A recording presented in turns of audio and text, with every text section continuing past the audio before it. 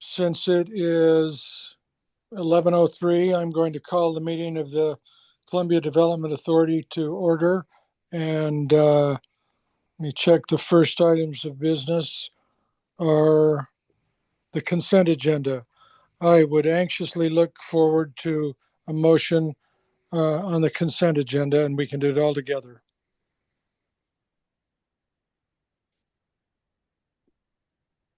This is Jeff. I'll move for approval of the consent agenda. It's been moved that we accept the consent agenda. This is Joel. I'll second the motion. It's been moved and seconded. We accept the consent agenda. Those in favor indicate by saying aye. Aye. Aye. Emily, do you want to do a roll call? Yes. Kim, Yes. John, Yes. Joel, Yes. JD, Yes. and Jeff.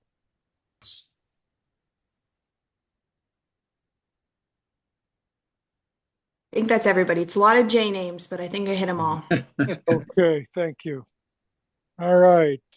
You know what? I mistook reading the agenda, and after calling us to order, I neglected having the number 2 public comment period, 3 minutes each speaker. So Emily, if you would see if there's anyone who wants to make a public comment, and again, 3 minutes per speaker.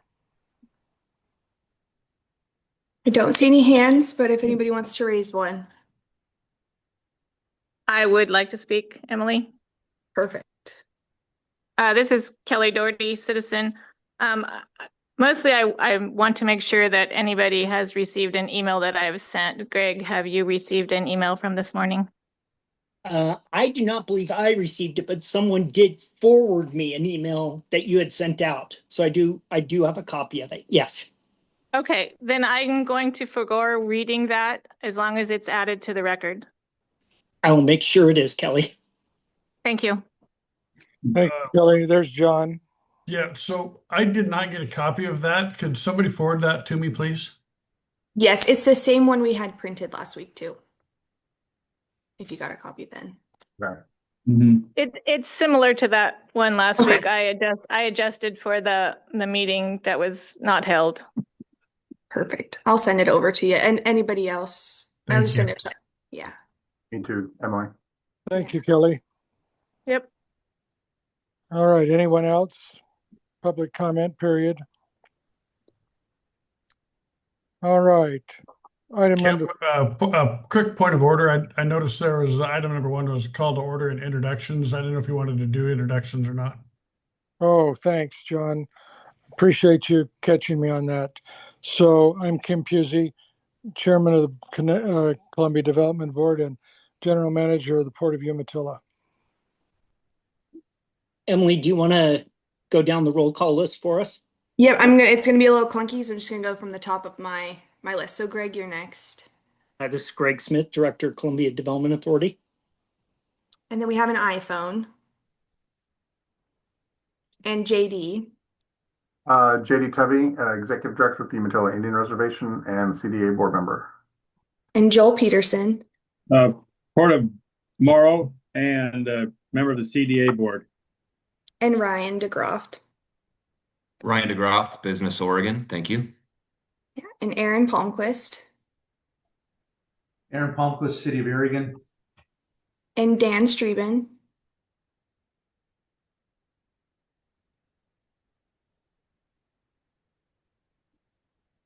And then Fred Ziari. And Jeff Wenholtz. Jeff Holtz, Morrow County Commissioner and CDA Board Member. And John Murray. And then John Schaefer. Sorry about that. John Murray, Port of Morrow Commissioner. Sorry about that. Thank you. Yeah, thank you. Yeah, John Schaefer, Umatilla County Commissioner and Vice Chair of CDA. And I thought I saw Dan Streben come off mute, but I could be wrong. Yes, Dan Streben, Streben Farms and Basin Farming. Perfect. And Josh Burns. Hello, everyone. Josh Burns, Umatilla Electric. Kelly Doherty,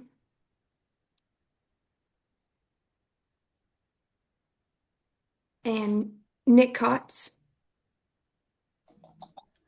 Nick Kotz, I'm the training site manager at Reese Training Center.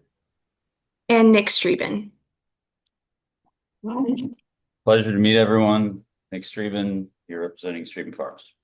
And I just let Byron Smith in. And that's everybody, I think. Thank you, Emily, and thank you, John, for catching me on that. I appreciate it. So now I think we're moving to item number 4, informational reports. Greg, you sent out an email shortly after we were to meet last week that addressed some of these. Is there anything else you'd like to say or any questions about any of these from anyone here in attendance? Well, let me do this, Kim. Let me go through them just briefly so we can get the.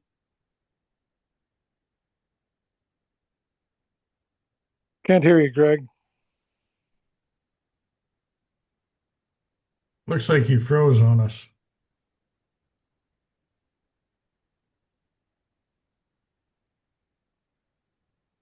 Greg, you're waiting to hear from you. He's still in, but he might need to drop off and come back. Okay.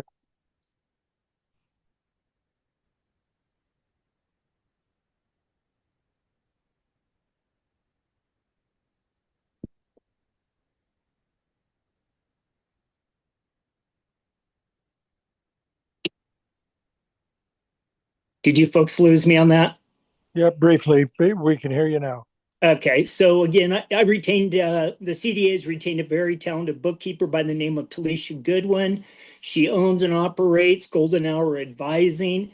Talisha lives in Hermiston, and in the very, very, very near future, she's already started, but she will be taking over our financial accounting. She'll be responsible for accounts payable and accounts receivable, bank reconciliation, issuing checks, picking up our mail, and then just general bookkeeping. And so want to let you know we brought her on board, and we're very excited to have her. She came recommended from Rebecca Ramos, our auditor. This is Joel. Joel, how does this fit with the IGA requiring that the member of the public entities be the financial agent? Oh, this is a different matter. This is the bookkeeper we're talking about, I think, Greg, are we not? That is correct. And so that's different than a fiscal agent, I guess. Yes. Okay. Yeah. So there's been a reciprocal relationship since I've been here between the Port of Morrow and the CDA. The CDA has maintained its books, and in addition, we've collaborated with the Port of Morrow, who also has maintained a set of books. And so as we proceed forward, I'm preparing for us, not knowing what the future will look like, to make sure we continue to have, generally accepted accounting principles in place. And we'll be talking more about the fiscal agent on item number 5. Okay. Yes, sir. Road project, Greg. We had the groundbreaking. Sure. Which was certainly ceremonial. Yeah. And we appreciate those who are able to join. For those who did not join, there's some photos there if you want to take a look and see what occurred. Want to let you know that during the months of August and September, a team of your recommended volunteers, we asked each of the board members to recommend a volunteer to work with IRZ, with Anderson Perry and myself, to go through a very professional and thorough process to select our general contractor for construction of the road. Some of those volunteers, and I think I'm missing one, but included Fred, Dan Doran, Gib Evans, Andy Lindsay, Ty Lord, Jason Middleton, Jacob Kane, and myself. At the end of the day, the selection committee chose a company called Tapany.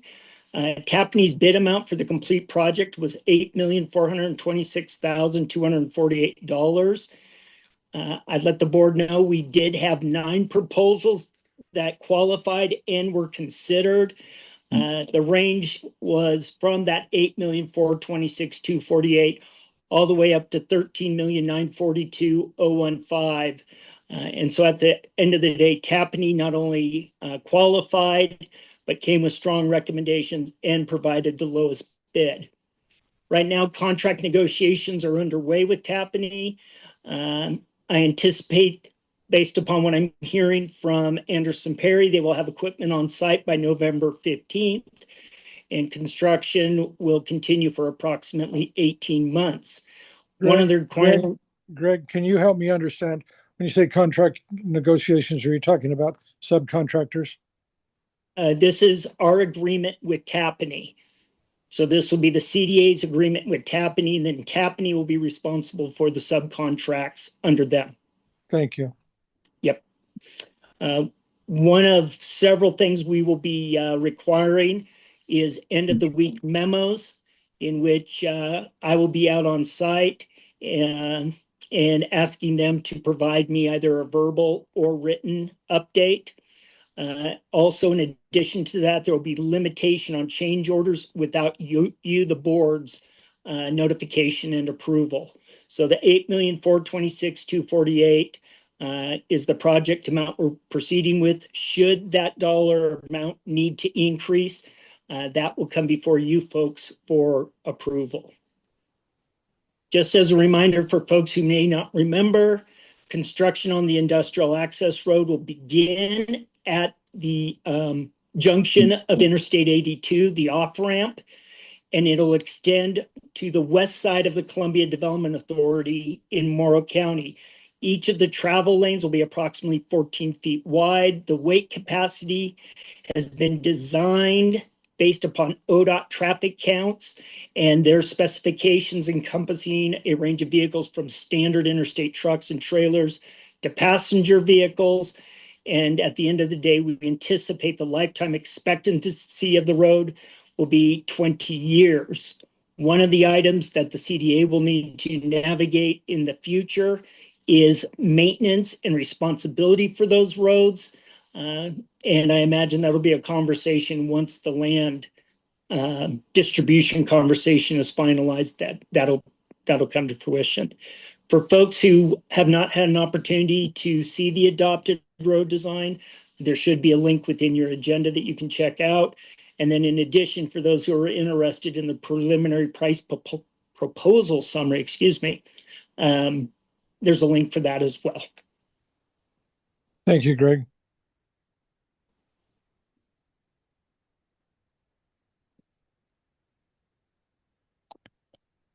Fire annexation. Yes, sir.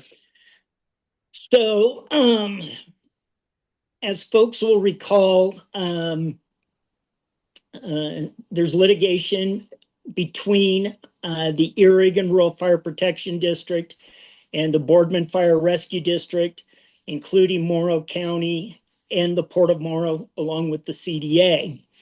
The Boardman Fire Rescue District has moved for a summary judgment on the Earagan Rural Fire Protection District for both their first and second claims for relief, as well as its own counterclaim. I'm waiting for instructions from our legal counsel, Mario D'Agato, at Schwabe for our next steps. For the time being, until I know what those next steps are, I will be requesting a meeting between Chair Lisa Pratt and the fire chief and Chair Bob Vandekar and Chief Hughes to see if and Chief Roberts, to see if we can sit down and have a conversation and work through an acceptable solution for all parties prior to having a judge make that decision. In addition to that, I think it'd be very prudent for me to also invite a representative from the Oregon Military Department, as they also provide emergency services. Thanks, Greg. Umatilla County litigation. So, gang, I've been advised to limit my comments. What I can share with you is this litigation is ongoing. I would ask each of you to contact your individual legal counselors for more information. Mario Delgado from Schwabe is representing the Columbia Development Authority and is reporting to me very, very regularly. One of the outstanding issues I can share with folks is what is the cost of settlement in terms of legal fees, payment of legal fees. Thus far, the Columbia Development Authority has spent $168,860 on the litigation, of which $25,000 has been covered by our insurance, leaving a total outstanding balance as of 9/11/25, I want to be clear on that, of $143,860. Okay. Anything else on the informational reports? All right. If we could move to item number 5, Greg. Sure. So this is one where your staff needs to step back, but I do want to share with you the Port of Morrow will end its time as the Columbia Development Authority's fiscal agent at the end of October 30th, 2025. I cannot express the urgency of how important it is for the board to decide which of the 5 partners will assume the responsibility as per the intergovernmental agreement to serve as fiscal agent. And I would share with you, your staff stands ready to aid in this transition, but this is a board conversation, and I will step back from there. Okay, I'll wade into this a little bit. As I understand it, the fiscal agent component on this relates to having you, Emily, and the new bookkeeper as employees, and that's something that the Port of Morrow has said that they are not going to do as of 25th of October. Is that correct? I believe it's the 31st of October, but yes. 31st of October, okay. I don't know if any of the other members have gone back to their boards and commissions, except those of you who are members of commission, to see if there's an interest on any of the other parties. I spoke with our internal bookkeeper, and we do not want to be the agent if that's possible. So, anybody else on this? On the C2R side, there's some legality issues. I mean, sovereign immunity, a bunch of other stuff that kind of makes it more difficult, I think. I think we can still probably set something up, but it's definitely going to be more difficult for the C2IR to serve as fiscal agent. Thank you, JD. One thing Real quick, Kim. Go ahead, John. Yeah, so we've talked about it at the county level, and if we could look at the books, we may be interested, but we'd have to look at the books before we could do that. Is that a look at the books that the Port of Morrow has? Is that what you're asking, John? Correct. Okay. Thank you for being willing to at least do that.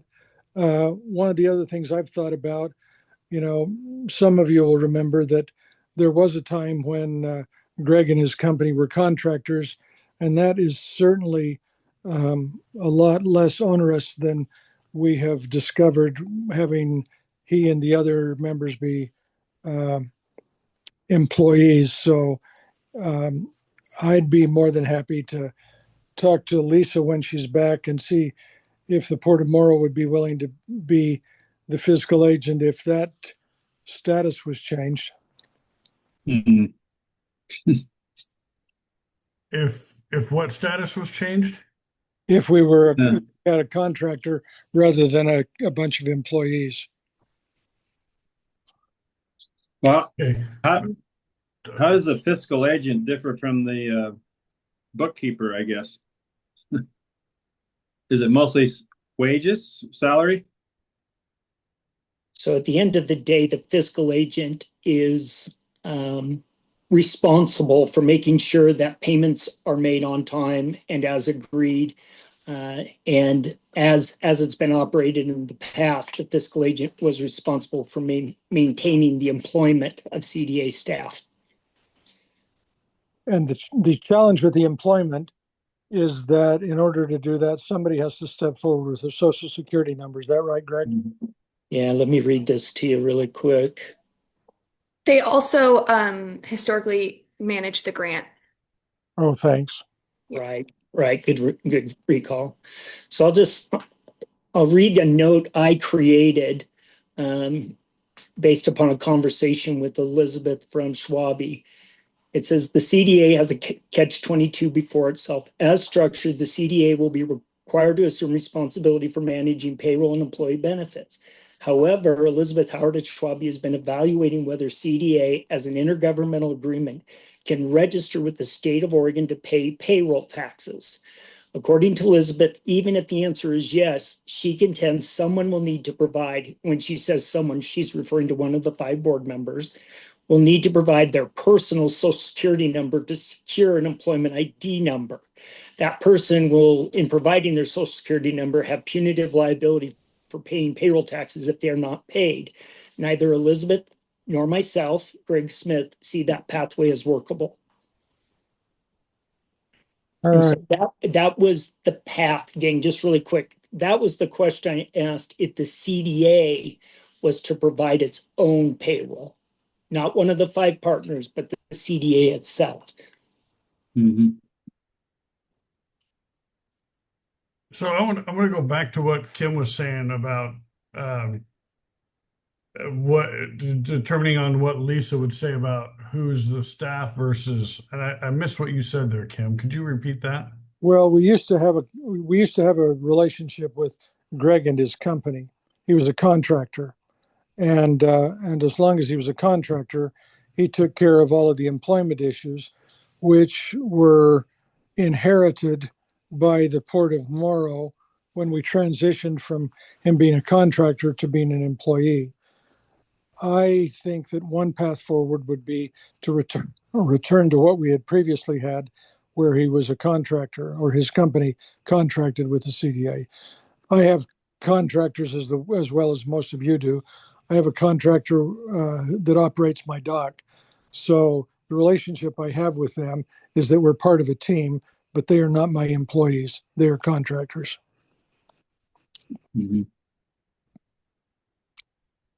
And just getting really quick so I can be completely clear, it was the position prior to me that was on a contract. Thank you. So, as the Port of Morrow representative, this is Joel. I mean, I guess we might consider that, but we definitely would rather not. Okay. So nobody wants to do it, especially in light of what Elizabeth has informed us about having to put a social security number out there and somebody being liable for payroll taxes and so forth. So, Joel, do you know when Lisa's going to be back? I do not. No. Okay. So Kim, Yeah. so recognizing the urgency of this issue, Elizabeth from Schwabe and I have been having communications. Might I suggest that you and Lisa, or you and another board member, join me in a conversation with Elizabeth and lay out in writing what options are available so we can bring those options, present them to the full board, and then determine based upon what's in writing what might make the most sense to proceed forward with. Well, we have less than a month, and so yeah, I think we need to get on it, and I'm happy to be part of that. Well, I'm not happy, but I'm willing. I think it'd be prudent for us to lay out this is option A and how it can play through. This is option B, how it can play through. Option C, how it could play through. My understanding is that Lisa's out of town. I will reach out to her and check her availability. And Joel, if we can put together something with Greg and Elizabeth and Lisa and I and one of your board members, one of your commissioners, that'd be great. Okay. I would hope to include Umatilla County may be involved in this if they're interested too. Let's let John do his checking of the books. And then, I don't want us to have a quorum, so let's figure out a way not to have a quorum. That's okay. That's true. Okay. John, are you okay with that? Yeah, so maybe our chief financial officer or something like that could sit down, but let me just back up. So would that require somebody from this board to give their social security number? Is that what I'm hearing? No, If you take that over, that would be you. no, sir. Well, Yeah, let me be clear, gang. If the Columbia Development Authority was to do its own payroll, to internally do its own payroll, we would need to have an employer ID number. And in order to obtain an employer ID number, the signer must provide their social security number. And That would be the chair, wouldn't it?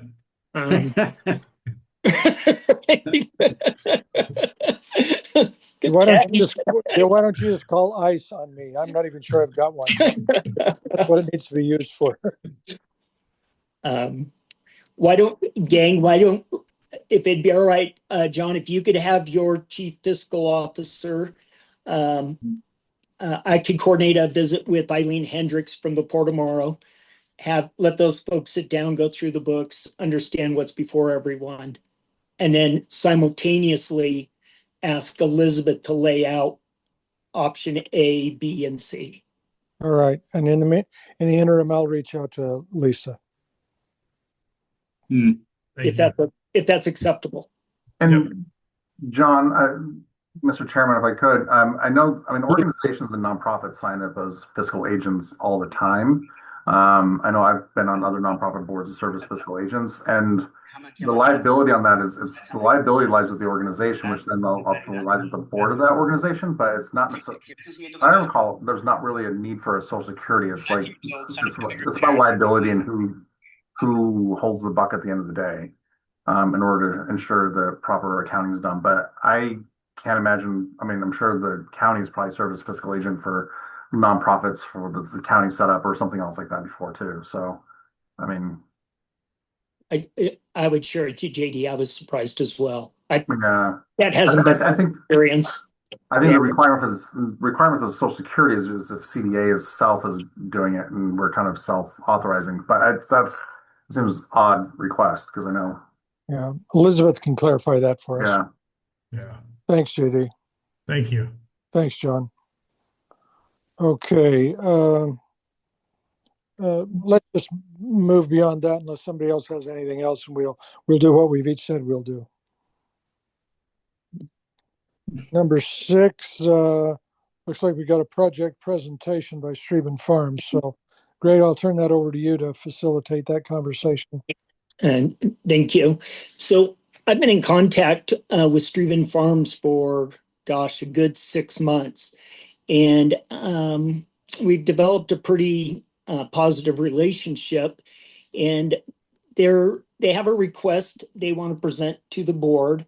I've shared with them our situation with the distribution of property and the litigation before us, but I felt compelled to allow them 20 minutes to come forward and to introduce themselves to those who may not know them, and then to allow them to share their request with you.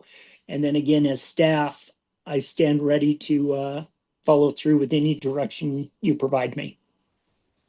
All right. Thanks, Greg. And whoever from Streben would like to go ahead, go ahead. Good afternoon. First, I'd like to thank Greg and as well as the rest of the CDA board for allowing us this time to present our proposal. For those of you that don't know me, my name is Nicholas Streben, and my father, Dan, is attending this meeting as well. Our family owns and operates Streben Farms, a multi-generational farming operation located just north of the CDA parcel. We border parcel number 05N27E32, and we've owned and operated that farm for more than 40 years. I'm here today to introduce our formal proposal for the board to review. We would like to respectfully request the board review our planned project proposal for the adjacent EFU zoned land parcel. Which I don't have the map. Is that the 640 that's on the north side of the depot? Yes, sir. Thank you. We intend to bring this parcel into productive agricultural use through privately funded and zoning compliant development. Parcel 05N27E32 has remained idle and unapproved for decades, and our proposal would seek to restore its purpose consistent with the current zoning designation by integrating it into an established operating and productive use. Our proposal is guided by three central values. The first being responsible stewardship. The second being a strategic fit and an infrastructure utilized efficiently. And third, we're confident that this project and proposed project would provide community and regional benefit, creating both seasonal and permanent jobs, stimulating small business in the agricultural industry, and strengthening the regional food production. Importantly, bringing this parcel into production places it back on the county's tax roll, generating new and ongoing property tax revenue that would support the local public services. The county would not only benefit from this just from land activation, but also from an increased fiscal contribution.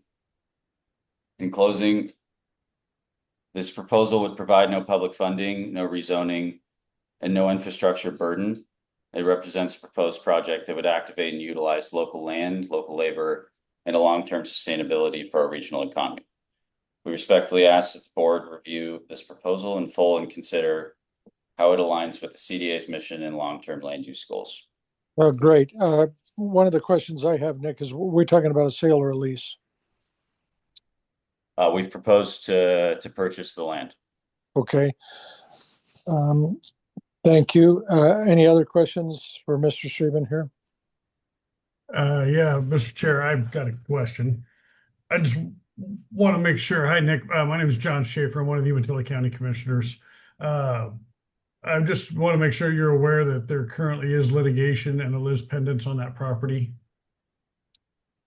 We have been, we've been aware of the current situation and the litigation, and I think Greg mentioned we've been in contact with both Greg as well as a few others involved in the CDA.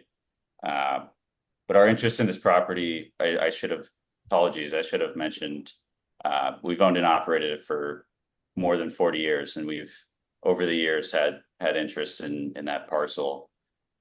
Done and tried to reach out to numerous people, and we think we can provide beneficial use as far as what can and cannot be done with its current state. You said owned and operated, but you meant you've occupied and operated on it, correct? We own and operate the adjacent parcels. Sorry. Okay, thank you. And is the 640 located in Morrow County? Yes, sir. Okay. So the conversation, John, notwithstanding the lis pendens, which I appreciate you reminding us of, this is a little bit more germane to the conversation with the representatives from the Port of Morrow and Morrow County because of the tax base. Yeah, and I understand that, but until this lawsuit settled, the lis pendens does cover all of it. Yeah, not going to happen until that's done. Yeah. Okay. And just as a reminder, we did try and split it so we wouldn't have to worry about the Morrow County side and vice versa. So, but I just want to make sure that they were aware that that's still hanging out there. Okay. Thank you. Thanks. Any other questions or comments for Mr. Streben? Well, we certainly appreciate what you've done in the past to the adjacent properties, and I don't think there's anybody on this board that doesn't fully support regional agriculture, and especially during these very, very difficult times with how unknown that industry is. So we wish you the very best, and we'll work with you the best we can, especially after this Umatilla County litigation is settled. Mr. Chairman, sorry, I was on mute, and sorry, I did have a quick question, not necessarily for Mr. Streben, but more of the question to the staff and to the board about any kind of for disbursement of property, even after the lis pendens and everything's completed. Any sale or property, are we under any kind of obligation under the IGA or state law as a semi-public entity on distribution of lands? Or, I mean, does it have to go to, does it have to go to a, does it have to be posted for so many days? Does it have to be, go to auction? I mean, is there any kind of rules on selling land as a CDA? Or can we just negotiate people who come in the door and do that? Especially if we're selling property. And as maybe more of a question for Elizabeth Howard. I just don't know if we have any kind of obligations underneath state law as a public entity. I can take just very, very brief shot at that. Okay. JD, you are correct. There is a process we would need to follow. Right. And we would need to make sure that there is a public procurement process Right. in which all folks would have a fair shot at the property. Okay. I just want to make sure today's meeting or conversation is not construed as something that would derail that process. Like we're not. Thank you. My support is not indicative of a commitment. Okay. Thank you. If there's nothing else, Greg, do you mind moving on to item number 7? Sure. And to the Streben folks, I'll check back in with you later today. Thank you for your presentation. Thank you so much. Thank you all. So gang, we have 2 issues we need to work through. But before we start with that, and it deals with the Bank of Eastern Oregon, I need to declare a potential conflict of interest as I have a banking relationship, a lending relationship, an ownership relationship, and a professional relationship with the Bank of Eastern Oregon. My wife, Sherry Smith, also keeps the same relationships. If any other board member has any relationship with the Bank of Eastern Oregon, now would be the time to declare those relationships. This is Joel Peterson, and I have a relationship. I'm on the board. I don't see any conflict, though. I don't see what the conflict of interest is. But I have loans with the bank, and I'm on the board. But this isn't choosing the bank. This is just simply signing the checks. I think what we're asking for, Joel, or Greg, clarify for me, but I think we're asking for potential. And so what you've said, Joel, is sufficient. Okay. So I don't know if this is a conflict or not, but I am a customer of the Bank of Eastern Oregon. I'm not on their board. I don't make any decisions for them whatsoever. But I do bank with them. So I have multiple accounts with them. Perfect. Well, gentlemen, we'll make sure that's noted. So this is Jeff. I too have multiple accounts with Bank of EO. I do own stock in the Bank of EO. Perfect. Mr. Chair. Do you want me to? Oh, sorry, Greg. Do you want me to help with that, with what we need for a motion for the signers? Well, let me walk through it first. Okay. Let me walk through it. Perfect. So, get up to that. So, gang, with the addition of Joel Peterson and Lisa Middlesdorf as the new representatives for the Port of Morrow, we need to add them as official account signers for checks. And so I would need a motion acknowledging my conflict and the other conflicts noted, that we remove Joe Taylor and we add Joel Peterson and Lisa Middlesdorf as authorized account signers with the Bank of Eastern Oregon on behalf of the Columbia Development Authority. So Emily, do we need to add anything else to that so someone can just say something as simple as so moved? That is perfect. Yep. Okay. Do we need to add anything? Nope. You got it all. All right. So we're looking for a motion, and all of you have heard that. And all we're looking for is to add signatures. That is correct. So real quick before you exit, I'm just kind of curious, have we floated this past Elizabeth? I'm just a little nervous, nothing against Joel, but I thought he said he's on the board of directors. Is that good sense to have him as one of our signers too?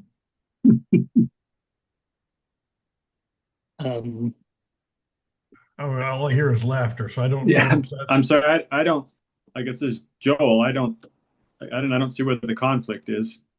I don't know. I'm just asking. Yeah. Have we floated it Okay. past the attorney to make sure there isn't one? I guess that's my main concern. Okay. No, I have not floated this past. I think if you declare the direct conflicts or the potential conflicts in a motion, and I'm not an attorney, but I've been doing this long enough that it's the declaration of direct conflicts and potential conflicts that needs to be in the motion that addresses all of this. Hmm. So I think we're covered. This is just me. We can go back and check with Elizabeth, but I think we're covered if these declarations have been made. So each of you have declared potential and or direct conflict. There are no direct conflicts here. All that we have in each of the statements that I've heard are potential conflicts of interest. And if that declaration is made, my experience over decades is that we can go ahead with the motion. And we're only authorizing to sign checks, to be an account signer. Yeah, that's all it is. No new loans or anything. So just removing Joe, adding Joel and Lisa. Yeah. And it's a multi-signature checking account and so forth. So Elizabeth, can you read the motion again? I just want to make sure it's narrow. Here, let me read it. Yeah. Acknowledging Director Smith's noted conflict of interest and those of other board members. I move to remove Joe Taylor and add Joel Peterson and Lisa Middlesdorf as authorized account signers with the Bank of Eastern Oregon on behalf of the Columbia Development Authority.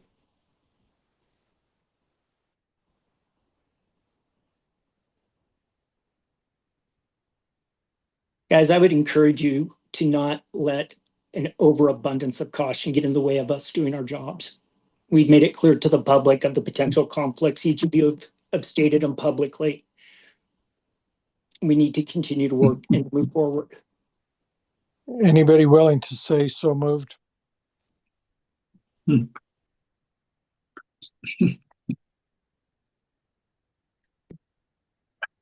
Wow. I just want to make sure it's incredibly limited to just the work with the CDA.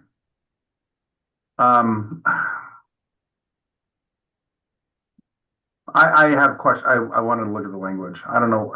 There's something about it that makes me.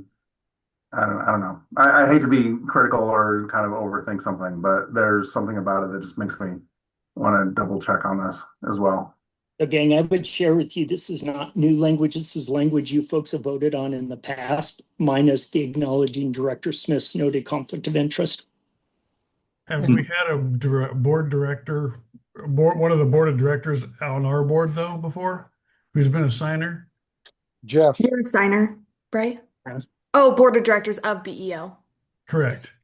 Sorry. And I'm just, if Elizabeth was saying, hey, there's no legal issues, I wouldn't have the hesitation I have now. That's my hesitation.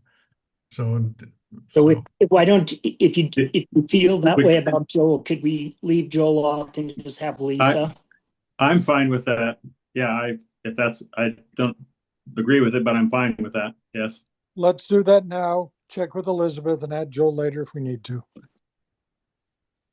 So can we have a motion for Lisa?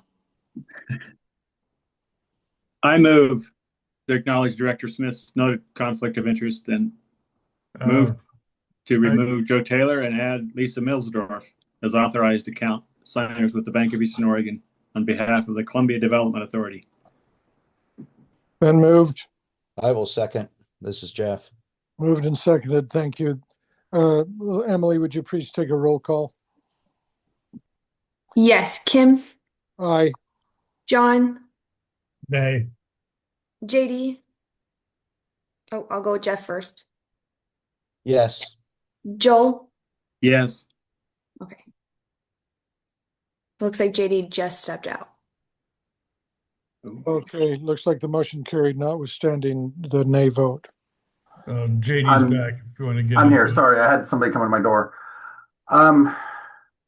What's the vote? Sorry. Yeah, we're doing a roll call, and it's I from Kim, I from Jeff, uh, I from Joel, nay from John. Nay. Okay, motion carries. Thank you. So- And go ahead, Greg. Yeah, again, gang, I need to declare a potential conflict of interest as I have a banking relationship, a lending relationship, an ownership relationship, and a professional relationship with the Bank of Eastern Oregon. My wife, Sherry Smith, also keeps the same relationship. With that said, gang, the Columbia Development Authority, as it loses its fiduciary, will no longer hold credit cards. As a matter of fact, we've already turned them in. However, we do need credit for many different operating reasons. And so I would hope you folks would acknowledge in order for staff to function, they do need to have access to credit cards. And so I would need a motion acknowledging my noted conflict of interest that Director Smith obtained two $10,000 credit cards from the Bank of Eastern Oregon for the Columbia Development Authority. Those are $10,000 limit. Correct. Thanks. Okay. This is a request. Oh, sorry, Mr. Chairman. Is Go this a ahead. request to do so or request or acknowledgement that you've already done it? It sounds like. No, sir, I've not done it. I Okay. need to. Yeah. Okay. Yeah. It sounded like it was already done. So, okay. Okay, so in order to do business, we have a motion here. We're looking for a motion to allow Greg to use some credit cards from Eastern Oregon, Bank of Eastern Oregon. I guess this is Joel. I have a potential conflict of interest, I guess, but I still don't see any financial gain for me. Is that a motion, But- Joel? But I will recuse myself, I guess, if that's what.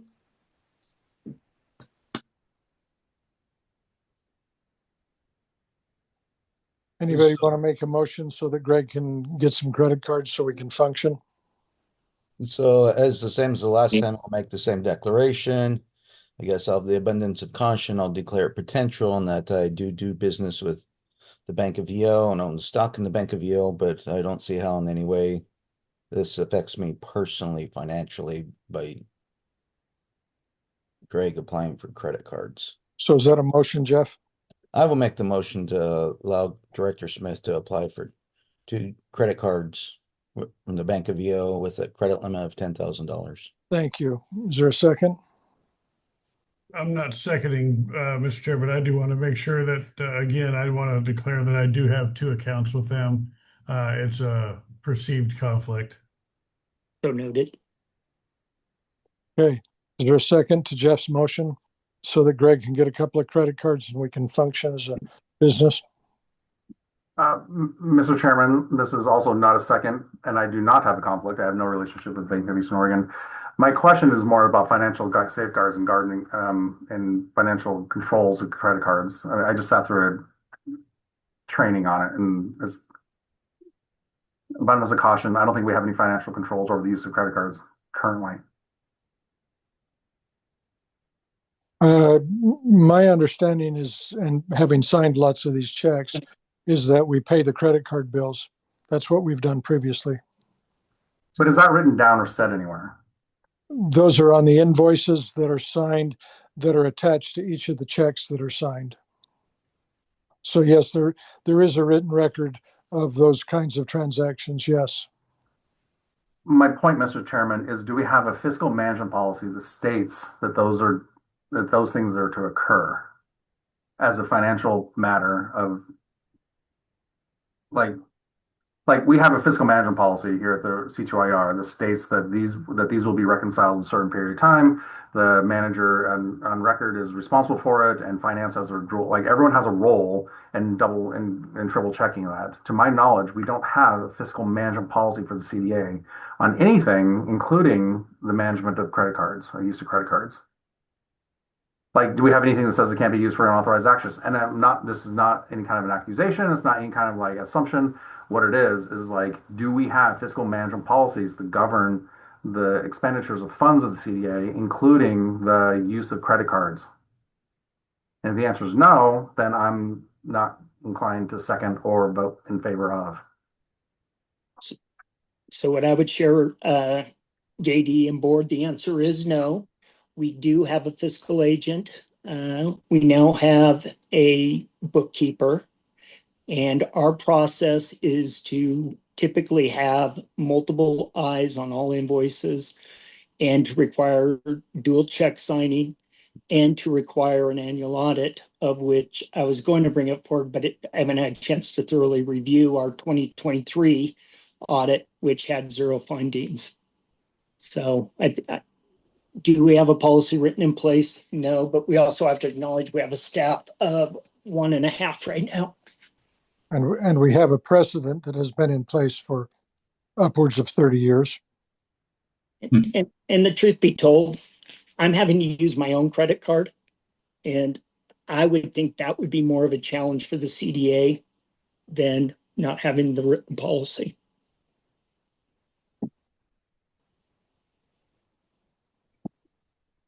Well, this is Joel, and if I may, I'd like to change my that I just have a potential conflict of interest and don't feel like I have a direct one, and therefore I will second that motion. Okay, it's been moved by Jeff, seconded by Mr. Chair, point of order. Yep. I believe Mr. Peterson recused himself. That's what I asked, if I can unrecuse myself. After declaring your potential conflict of interest, Yes. even if you did or did not, you can always bring yourself back in for a vote. Okay, so it's been moved by Jeff. We've had a lengthy conversation and it's been seconded by Joel.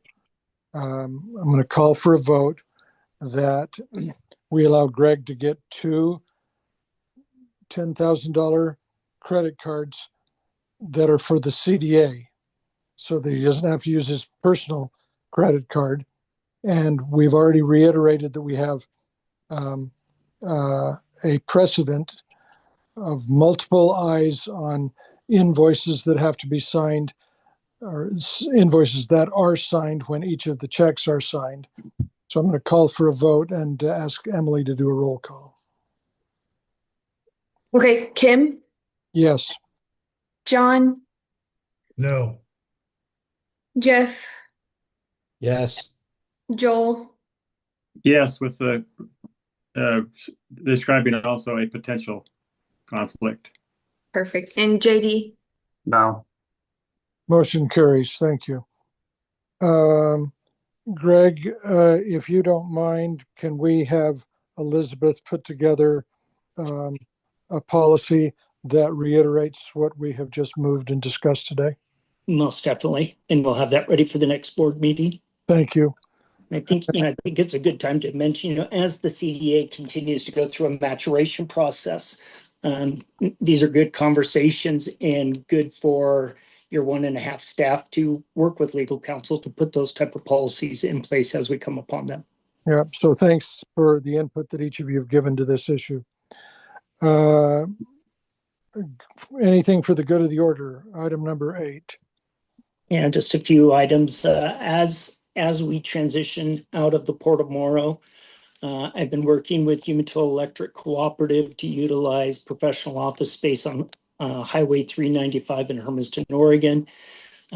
They're prepared to have me sign a 36-month lease with them. The rent would be equal to what we're currently paying the Port of Morrow, and that's $3,000 per month. However, our current lease agreement with the port covers our utilities. With Umatilla Electric Cooperative, we would be responsible for our share of the utilities and housekeeping. Based upon my conversations with the Bank of Eastern Oregon, who's utilizing the other side of the building, we can anticipate it'll range between $400 to $600 per month. And I know in the past, the Port of Morrow has graciously provided these services for free. All right, thanks. All right, do we have an executive session here today? I'm not aware of anything. Oh, go ahead, JD. Yeah, I had a couple of items for the good of the order. I do want to bring up the 25-26 budget that has not been adopted. And remember, the process for that requires us to take them, it needs to be reviewed and approved by the CDA tentatively. So then each of us can take it to our individual agencies to have that reviewed. It's going to require an allocation of funds on our part. And so I cannot vote in favor of a motion of a board of a budget that includes an obligation of the C2IR without informing the C2IR and having that in place.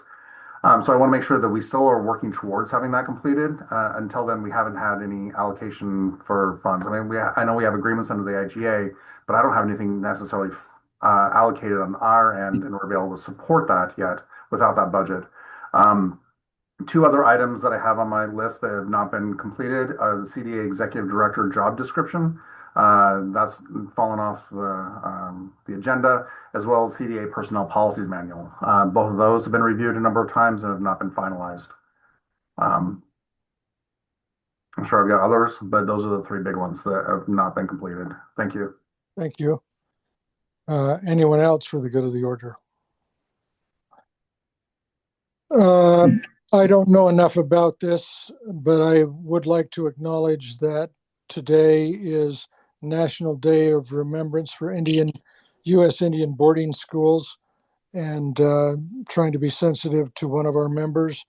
JD, I just want you to know that some of us are aware of a tiny, tiny bit of the implications that horrific process had on the tribes throughout the United States, and that I hope that our hearts are with those who suffered under that terrible policy. Thank you, Mr. Chairman. Thank you. Greg, do we have anything for executive session? I do not. I would share that JD raises issues that are very correct. Your staff stands ready to assist in any way possible on those issues. Okay, thank you. Anyone else? When's our next meeting, I guess? We have a requirement to meet quarterly, but we've got some items out there where some of us have said we would reach out with some immediacy. So I would guess that it's sometime prior to the 30th of October, or else there will be at least a notification that we've reached some resolution. I'm going to reach out to Lisa and see what we can do and so forth. So, Greg, Okay, I would prefer, this is Joel, I would prefer more often. I understand that's all that's required, but we should meet monthly. There's a lot of issues to continue to work at. Anyway. All right. Thank you, Joel. Yeah, just as a reminder to the board, the reason we did what we did was with our legal counsel being on sabbatical, with Emily being on maternity leave, we were holding the fort down, and I would share with you, we held the fort down pretty darn well. But we will meet as the board dictates. Thank you. All right. Anything else by anyone else? Seeing none, the meeting is adjourned. Thank you all for your time.